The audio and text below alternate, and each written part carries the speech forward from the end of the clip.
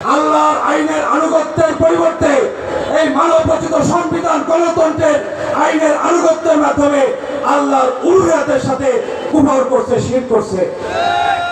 এবং গণতান্ত্রিক নেতা, মেম্বার, চেয়ারম্যান, এমপি, মন্ত্রী, প্রধানমন্ত্রী, রাষ্ট্রপতি যারা আছেন এগুলো গণতন্ত্রের ভিত্তিতে নেতৃত্ব দিচ্ছে।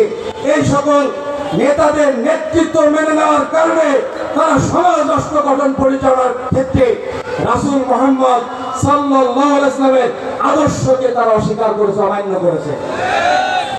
তাহলে আল্লাহর রুবুবিয়্যাতে কুফর শিরক করছে, আল্লাহর উলুহিয়াতে কুফর শিরক করছে এবং রাসূল মুহাম্মদ সাল্লাল্লাহু আলাইহি ওয়াসাল্লামের ইতাআতের সাথে কুফর এবং শিরক আছে এই গণতন্ত্র মেনে নেওয়ার কারণে।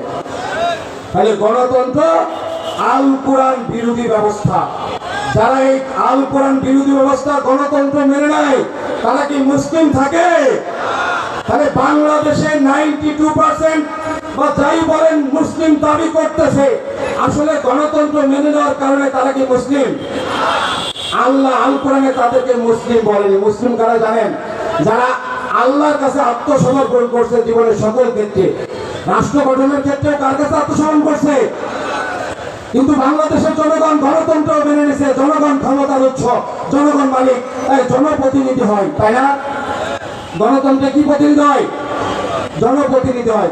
তাহলে বাংলাদেশ রাষ্ট্র গঠনের ক্ষেত্রে আল্লাহর সার্বভৌমত্বের কাছে, আল্লাহর কাছে আনুগত্যের পরিবর্তে মানুষের আনুগত্য করছে, মানুষের কাছে নত হচ্ছে, এগুলো সব শিরক এবং কুফর। প্রিয় ভাই আমার, আল কোরআন আল্লাহর দেওয়া সংবিধান, আল্লাহ দিয়েছেন রাষ্ট্র গঠন পরিচালনার জন্য।